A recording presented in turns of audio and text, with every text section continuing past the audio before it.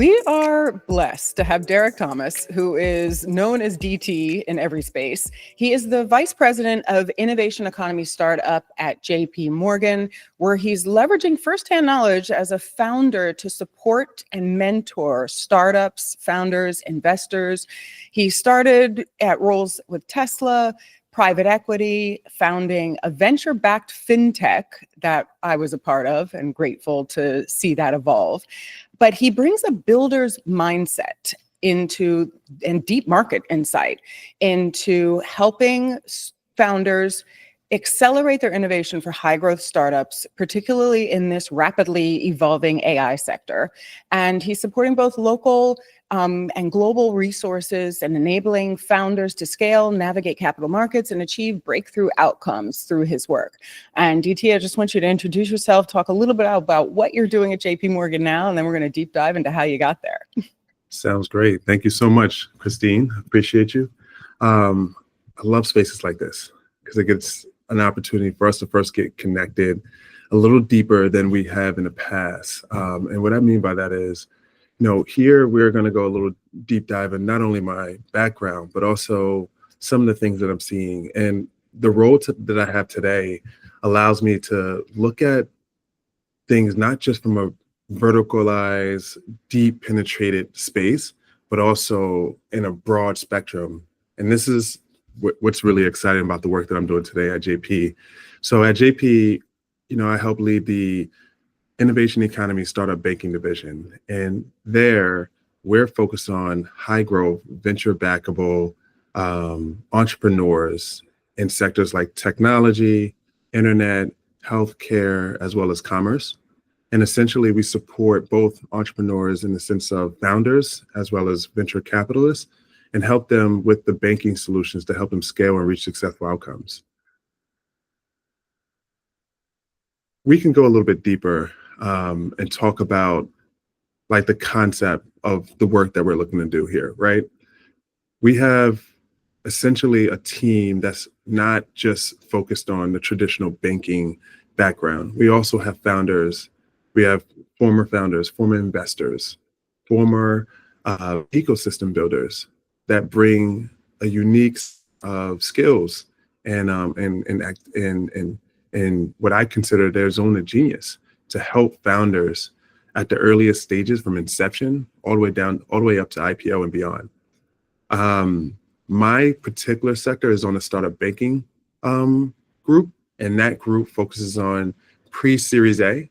So I cover companies that are building at the inception stage and they just have an idea, all the way up to when they actually raise their Series A or beyond.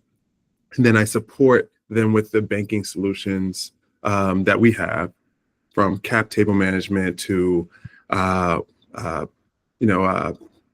current bank accounts. Beyond that, we also support them with connectivity to potential investors and or customers through the ways in which we host events and experiences.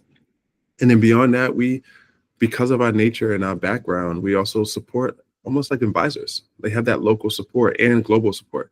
And that through the local support, we can essentially advise some of these early stage founders in their approach to business, from their fundraising strategy to their go-to-market strategy. We can actually help them at that early stage without taking any points off the cap table, is what I like to say.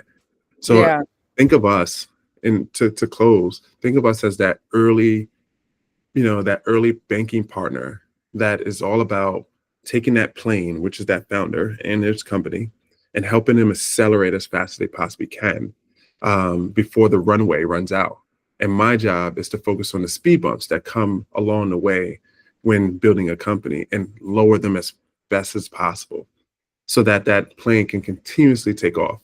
And once they get up in the air, 10,000 feet in the sky, and then they can turn off the seatbelt sign, that's that area where the things are a little bit more coasting. And then that's when we help graduate them to other areas of the bank and provide them with more complex tools. It really sounds like what you're doing is influencing the trajectory of early stage tech companies. And especially in this fast evolving market, everybody needs a handhold and a little direction and a foundation in order to do that. What's some of the more impactful projects that you've supported and seen in this tech startups ecosystem that you're working in? Good question. Let me ask you a question back. When you say projects, are you talking about who are we helping or the way in which we're helping them? Both. The impact, because I want to know who and what they're working on, and then how that we're going to see them show up in the space. Good question. So one thing I won't be able to do is speak on the behalf of the actual companies that we're supporting. But what I can do is speak to the profile. Yes. Right? So as you're thinking about, we have some really exciting companies that we brought on board that are building quantum computing technology that essentially allows for LLM systems to acquire data at light speed, right? And that is really important for big enterprises as they look to build AI, systems that actually provide that essentially gravitate or essentially consume data, and they have to train on that data.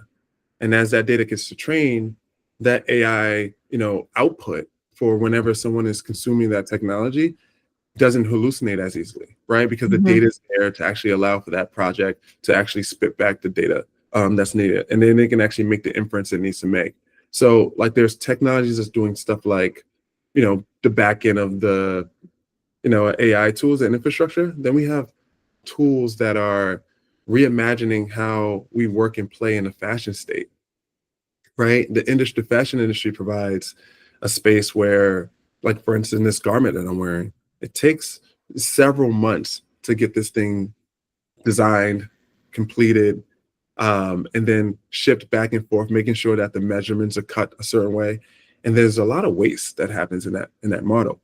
So we have, AI companies that are essentially taking that process, almost like Canva for the fashion industry, and leveraging AI in a way where they're allowing that company or that enterprise to speed up their design and implementation times, so that they're eliminating waste. So hundreds of thousands, sometimes millions of dollars are being, shipped away just for that process. Also the waste from actual garments when it's designed wrong.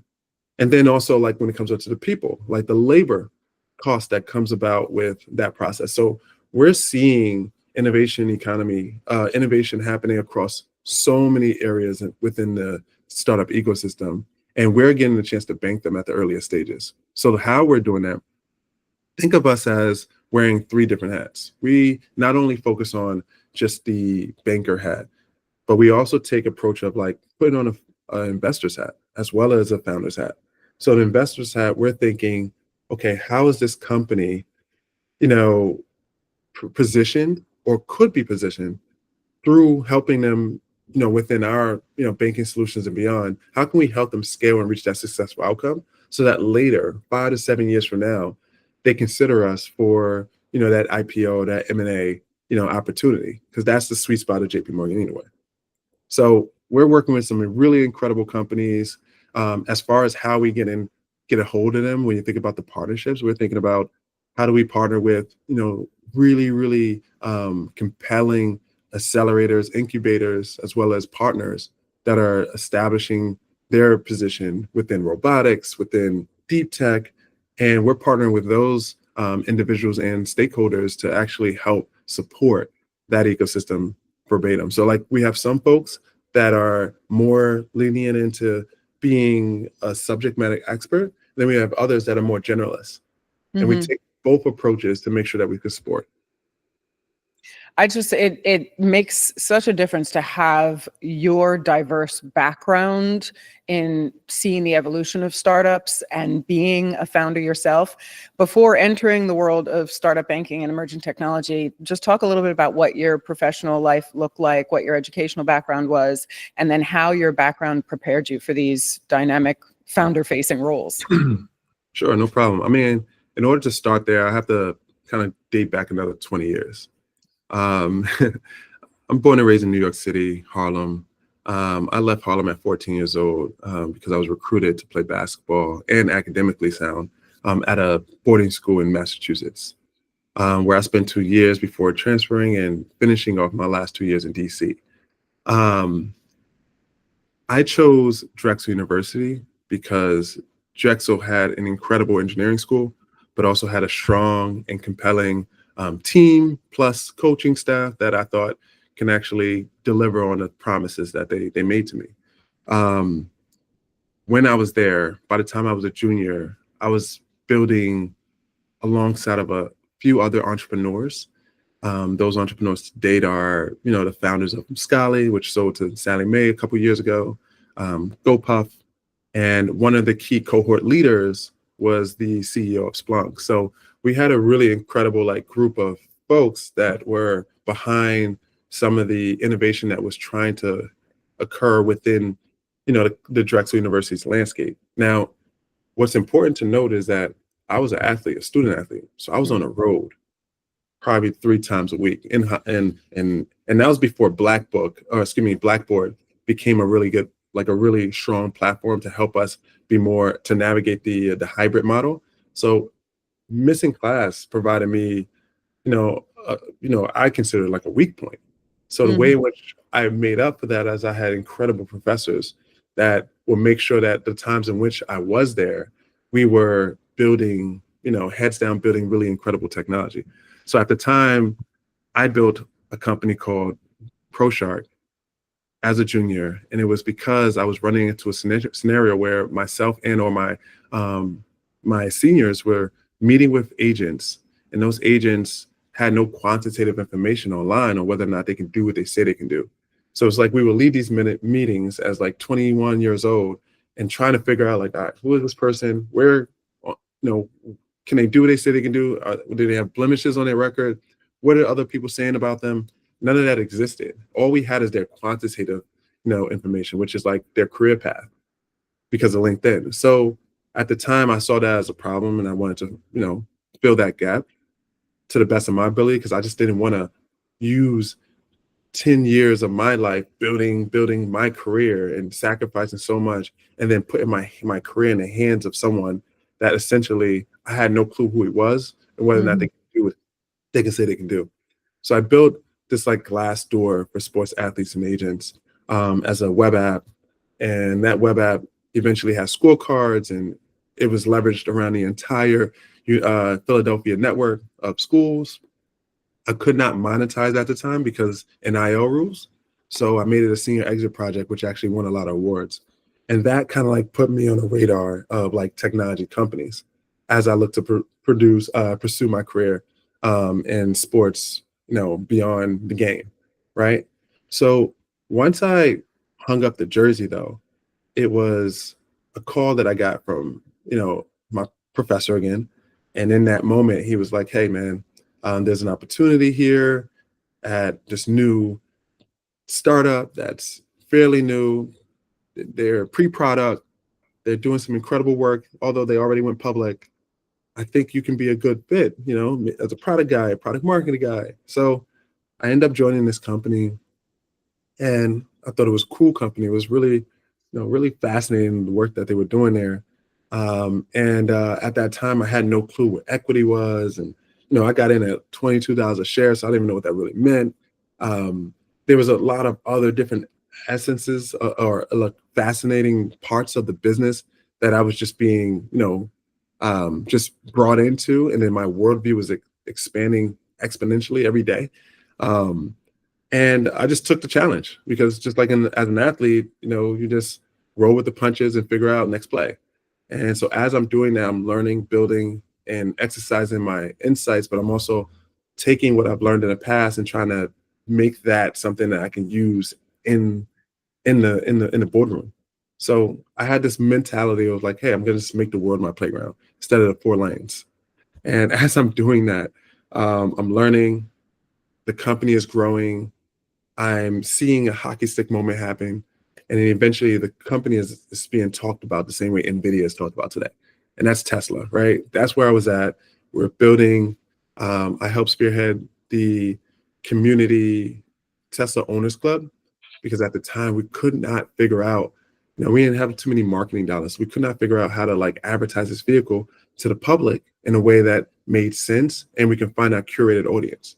So I actually supported the development, the strategy, and then the implementation of this particular Tesla Owners Club that now, expands beyond a global audience of folks that are essentially people that have the product insights, but they were literally consumers of the car, but they had the product insights to actually help one another so that we don't have to spend so much money helping.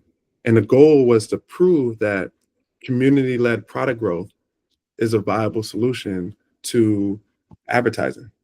And we were proof positive. And I got some emails from Elon and a couple other folks that to show for us. So it was a great time. So that was a couple years, but to close the loop, I then moved into, seeing how we were going to grow. We eventually acquired Solar City, which brought in tens of thousands of people. And then now the structure became a little bit more corporate, and a little more stacked in its process because now we're growing into an enterprise. At that point, I saw it was an opportunity for me to go and like expand my horizons and take this insight that I learned here and try to find other areas where I can like be more fruitful. And I was poached by a private equity firm where I learned about the buy side of, mature stage tech companies as we brought public, and I started to analyze that. And that process was very transactional, very numbers driven. And at that point, that's when I, learned about cryptocurrency. I learned about emerging technologies because I was in proximity to it. And I just took what I learned from sports, business, finance, and tech. And I said, hey, let me just bet on myself. And it's no better time to do it but now. And in 2018, I decided to make the jump. And that's where everything, my whole life changed because now I'm a new person. So I'll pause there and see if you had any questions for it. Well, I love how the circle of events really highlights how you really made all these things your superpowers, your ability to identify, what's coming into the emerging tech space and applying it to real world, real life, community driven projects. And, I was blessed to watch you create essentially this on-ramp to Web3 for sports enthusiasts through the Tech Runs DAO that integrated sports and technology in such a community-driven way that you created chapters in Miami, LA, San Francisco, New York, and they each, operated semi-autonomously, but it was literally a collective group.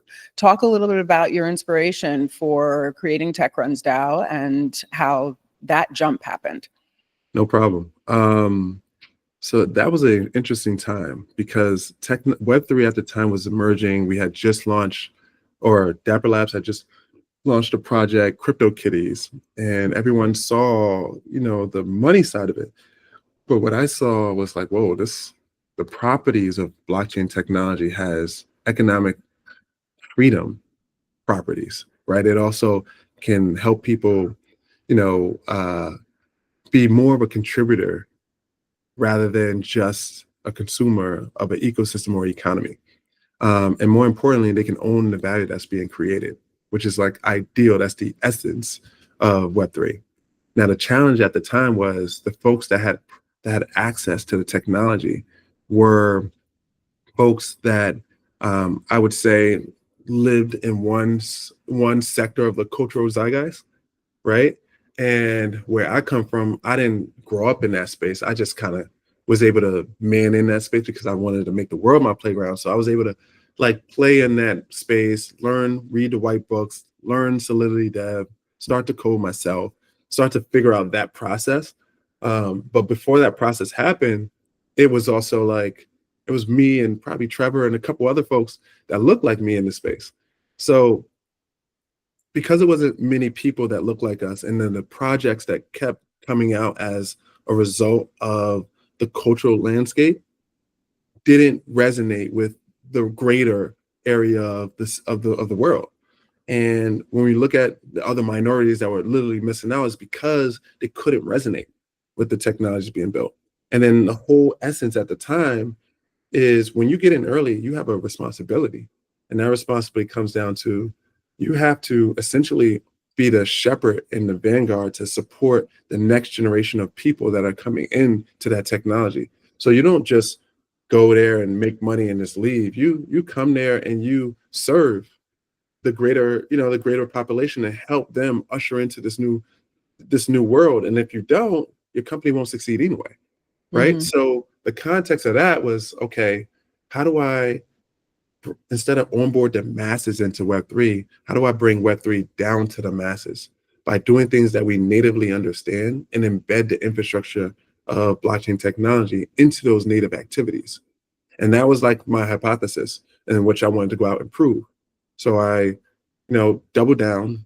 In fact, at the time, people don't know this, but before I launched Dell Labs, several pivots before that, I actually came to market with ProShark 2.0, that company that I actually built in college. And I wanted to build that with a blockchain infrastructure to have the players' contracts, stored on the blockchain and in the data source, so that when they transfer teams, that process of what that contract can actually be read and then eventually exercised in the way it needs to be exercised. So ProShark actually came out as a result of NIL legislation changing. And that's where I was pushing for. So that's actually what I came to market with.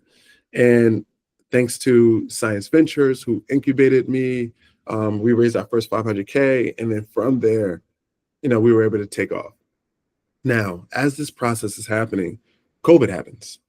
And what I learned is that players cared less about connecting with representation as much as they cared about being connected to economic opportunities, hence the rise of the creator economy.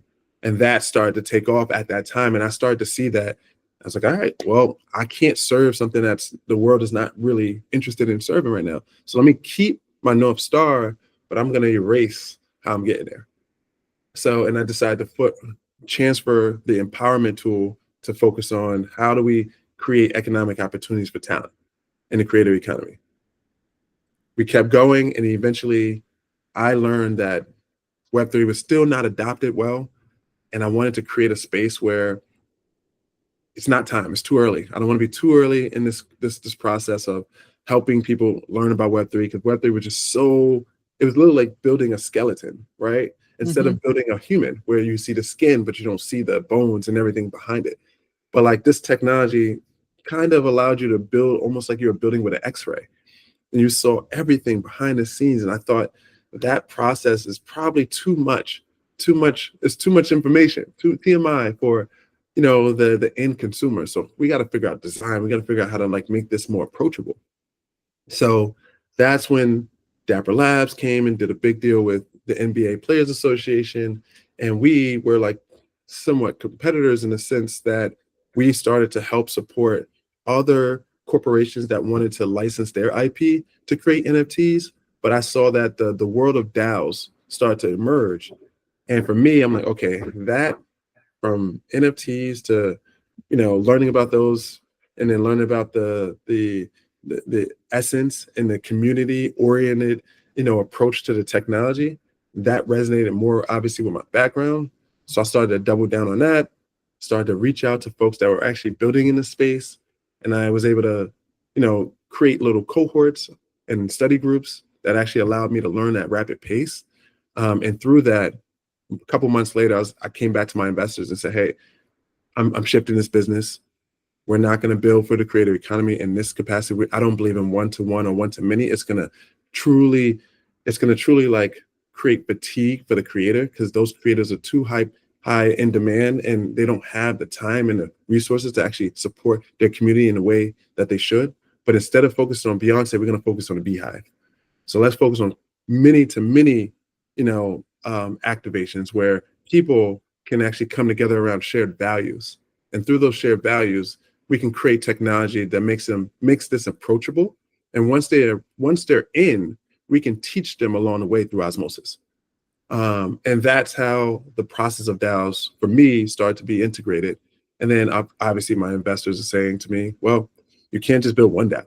You have to build a platform that launch, manage, and scale multiple DAOs. So that's a venture scalable business that can actually get to billions, right? I understood and I went that route. Yeah, well, it was your immersion into this innovation economy that really reshaped your perspective of the future of technology and finance and how we can merge those things together to bring it to the masses. What along the way did you find were the common misconceptions about tech startups and innovation economy that you encountered and helped to dispel? Because you're evidence. I think the way I would approach that question is I feel as if founders, when building incredible when they set their eyes on a vision, I think the key, well, let me say this differently. When we're getting started, the vision isn't the product. The vision is it's how people experience the product. And as a result, how do we unlock the world of information or speed, or how do we make the world different as a result of our product being in market? And in the beginning, as a founder, you don't really understand it. You think, all right, I'm gonna build this. I'm gonna build this technology. No, I can't build DAOs. I can't build a social media app. That's not what we're here to do.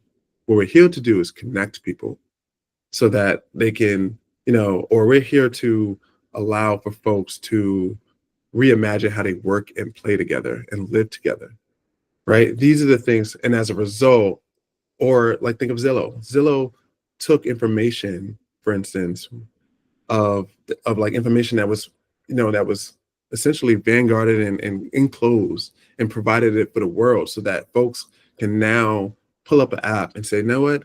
I like this house. I want to know what it costs, what the property records are, et cetera, et cetera, et cetera. So that now what we did is we democratize access to information so that people can make informed decisions about where they live. So stuff like that happens as a result of technology. So the product wasn't really about building a Zillow app. It was in a Zillow score only. It was about what it made people do or enable them to do as a result of it. And I think that's probably like one of the key things I learned about the innovation economy. And that's the unlocks that we're going to see as we start to get deeper into AI, robotics, deep black, even quantum computing. It's speeding up time, in ways in which it takes years. If you like think of the law, the legal world, right? The legal world takes, they provide judgment and decisions based off historical data that they found from previous cases. But sometimes the best lawyers has access to those historic, whoever can research and find the best case that actually resonates with this particular case that they're working on today. That pattern recognition can happen at light speed with technology like AI, where it could not prior to that. They had stacks of books and research. They had people doing over a period of time. So it's like, what are we enabled to do? How can we get to a solution and a resolution at like a snap of a finger versus taking the time that we took in the past? I feel like this is what makes it so important that we have, a global business model and giving entrepreneurs that formerly didn't have access to the technology, the access needed. But in order for that to happen, there has to be a very focused interest in inclusion and diversity in tech startups. What do you feel is the value of increasing inclusion and diversity? And then what do you think the risks to the sector are if they don't diversify and they're not active in outreach? Well, we're seeing that right now, right? So when you think about diversity, diversity of thoughts, diversity of culture and experience, diversity of how someone experience a product or a service or how they engage with each other, right? In order for that to happen in any capacity, we have to consider others. And then when we think of consumption and who's consuming, Well, there's a diverse collective of people that are consuming at the highest rates, in some places higher than other GDPs of countries. So how do you leave that group out and not have a mandate to support that? If you don't, like on a business tip, you're missing out on billions, trillions, Hmm. right? Number two, as you think about people, you're thinking about how do I build stuff that people want, right? And that's the key. Like, how do you make something sticky? Well, now more than ever, there is a cross pollination of cultures. There's pop culture, like just blending into hip hop culture.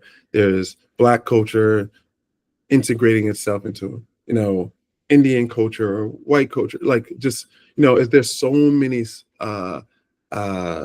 cross, pollination happening. It would be remiss of someone to just not pay attention to the way the world is actually, like developing in that way, right? The world is browning. We can't control that to that capacity. Um, and I mean that in the most respectful way, right? So, well, if you're going to do that, the decision makers can't be the only ones that that are of a particular landscape of people. The Hmm. decision makers also have to be diverse, right? And which means that as leaders start to rise in leadership, they can't feel like the only.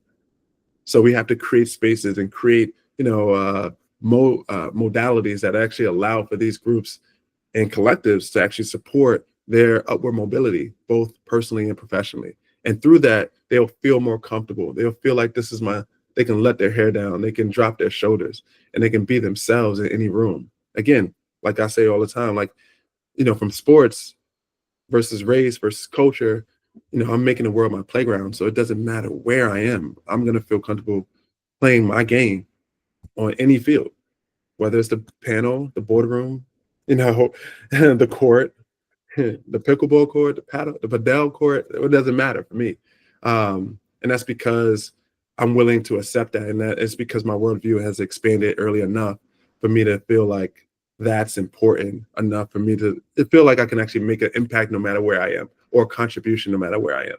And I think that the more we create spaces like that, that'll allow for others to feel the same, and then we'll have a more equitable society that actually makes greater decisions as we move forward in the economies right now. Because I think we're at an interesting time, and I think the unity versus conformity is going to be really important.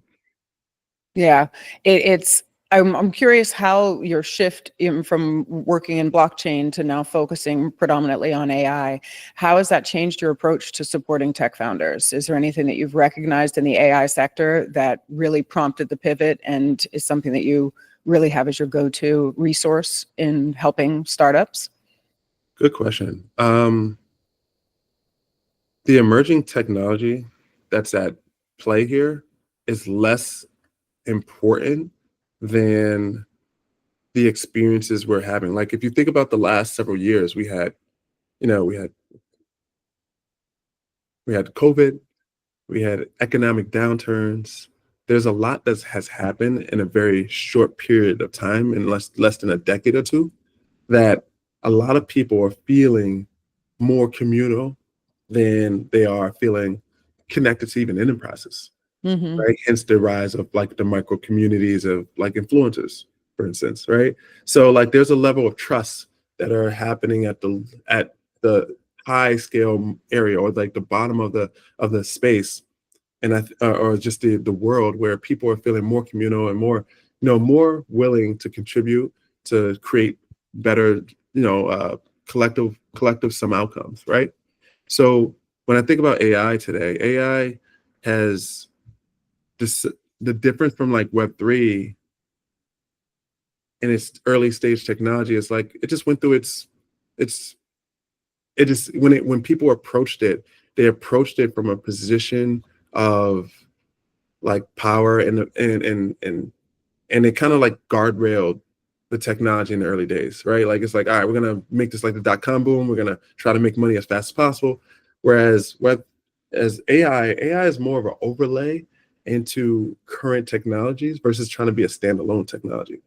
And because of that, it's being integrated into every other, system in a way that feels a lot more like just the use case is a lot more more palatable and it's more approachable versus Web3 at the time. It just seemed like people were just building new financial tools that kind of would take over or oversee what the Federal Reserve was doing, right? So or the banking systems we're doing, who have a lot of power, right? Whereas AI is more so like a integrate. Hey, how can we enhance? How can we create, a level of speed, economics of scale, et cetera, et cetera, et cetera. Like we're building in a different way with AI than we did, and also we learned. Like we put our hand over the fire the first time, so we got burned a little bit. So now we're like, okay, we're gonna build this a lot more, we're more precaution and support the ecosystem a lot differently.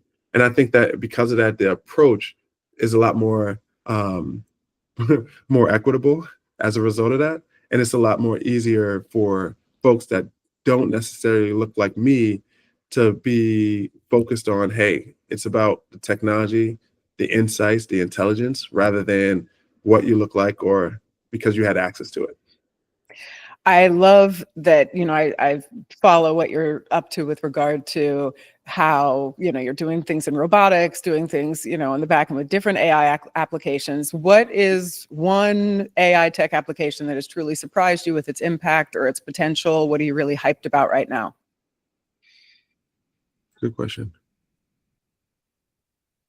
You can give two if one is limiting. Yeah, it's there's several here.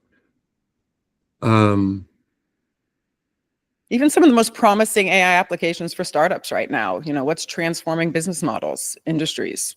Got it. When I see transforming business models and industries as we speak today, I'm really curious and have my eye on the way in which AI is going to impact healthcare, Mm-hmm.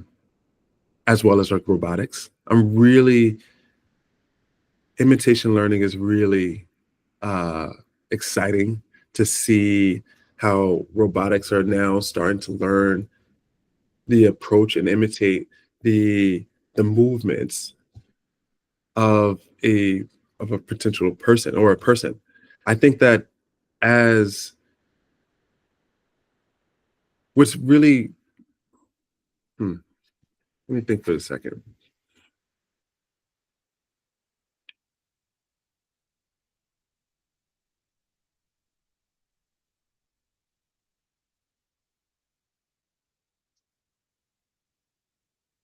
I believe that the way in which AI is able to recall data sets and allow for folks to not only just search, but also, give me a second. Sorry, a dog.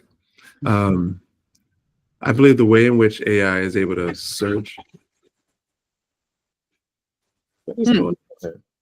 I don't know. Out. Sorry. Yeah, it's new. No, there's several pieces of tech. I'm curious to see. I'm excited to see how technologies such as AI is able to like reimagine how we network and connect with one another. Social networking provides a world where for us to like engage and connect with others, and a lot of it has a lot of social equity. I think Gen Z, it's seeing a interesting opportunity to connect more deeply, more authentically to their audiences. And I think AI has the ability to pull and tag information from different areas of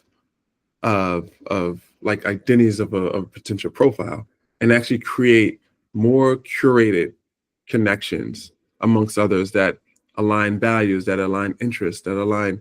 And I think AI is going to do that at warp speed. And it's going to be really exciting to see companies that create either the new social network and what that's going to look like using AI technology. What I'm also excited about is companies that are building super apps for healthcare, allowing someone like myself to have access to all the quantitative information and data sets that it requires for me to function in a day-to-day life, right? Like, so companies that are able to take information that is essentially information that I would have to go to the doctor to retrieve, right? Like, so my blood work, my sleeping habits, like certain things that are like monitored in silos, to see those things come together because of the nature of the way AI can pull and retrieve data at warp speed, and then provide it to myself, who's I consider like a quantified athlete, right? Like, I'm constantly measuring and monitoring the way in which my output is impacting certain thing, or what I'm consuming is impacting, or my sleep habits is impacting, my daily function and performance. Like, Mhm. see how people are gonna do that. It's gonna be really exciting. And like, I'm seeing some companies come out that are creating in both of those spaces, like social networks, as well as, AI super apps around health care. I think it's gonna be an opportunity where even cancer would be impacted, right? Like, they always say we need to live in an alkaline body in order to allow for cancer to not have a cancerous body, right? Well, how how do we measure if our body's alkaline or not, right? Like, that stuff, that technology is being tested today, and I'm excited to see, how companies are putting that information together. And then, like, every time I make a annual review, or annual visit to my doctor, like, that information, that's annual. Like, what it happens on a day to day, and based off my consumptions, I'm seeing companies start to track that information without pulling so much of your like blood work and stuff like that right off the rip. So it's it's topical, but yet very powerful at the same time. So again, like, I'm fascinated with the healthcare tech space, deep learning, quantum is going to be a next huge wave, that I'm like, I have my head down studying right now, and I'm watching companies, develop in that space, and learning from these, what I call micro PhDs, folks that are building in this space, and learning from them and helping them support. As I'm supporting them, I'm getting a perspective, I'm gaining a perspective of how the world can look later on. So those are the things I'm really excited about today. That may change in 6 to 9 months because things are happening so fast, but today that's kind of like my focal point. Hope that answers your question. Yeah, I think the broad reaching applications of AI and emerging tech is the most fascinating part about the fact that it's accessible to everybody. And Accessible. from your work in the sports space into talking about quantum computing, thinking about how it impacts healthcare, just communicating how broad reaching the technology is and that it can be applicable to anybody in any skill set anywhere across the globe. What is your golden advice for aspiring founders from especially underrepresented backgrounds that want to break into tech and innovation? What do you advise as the best ways to do it, and how do they get their foot in the door? Be a part of the solution. So, like, connect with folks that are either building something that you find to be particularly interesting. No one really has the answers. We're on the cusp of the beginning. We're still 0 to 1 here. So I believe that folks that are young and students that are diverse, and they're seeing problems start to converge, like, it'd be really, really, really wise of them to sometimes reach out. People are easily accessible today. They're not as, distant as they once were. You can actually email, write, or LinkedIn, or whatever the case, tweet anyone at this particular point, right? And I think it's important for them to have an opinion more than ever, and then share, you know, areas of people's businesses that they think they can probably enhance. So, and then communicate that in a way that's obviously very collaborative, but make it feel like you're part of the solution. Like, hey, I can help you solve this. This is how I'm seeing it develop in the world in my area. Let's talk through it. And then people are more than ever, especially at this stage of the ecosystem and it's the transition of the technology, we're looking for answers. And we're looking for ways in which to impart ourselves in different areas to actually expand and explore where we can do with this technology, essentially explore the art of the possible. So if you can share, if you can be a part of the solution by contributing through what you're learning, that's one way. Another way is join collectives, try to, figure out how you can join groups, um, join hackathons. Sometimes you don't even have to be a hacker. You don't have to be a developer. You can come there and just say, okay, I'm going to pay attention and I'm going to follow suit. Or I'm going to pay attention to the front end data sets. And, I'll be the one to translate the information from you who are building back end to someone that's, less, technical. So figure out ways in which you can embed yourself that way. Another way is there's clubs that are being created that are going to allow for diverse communities to just come and hang and be in there like their element, but also provide integrated solutions and technologies in those spaces. But be curious. Like curiosity is your genius, right? At that early stage, and then reach out to me. Like I'm open.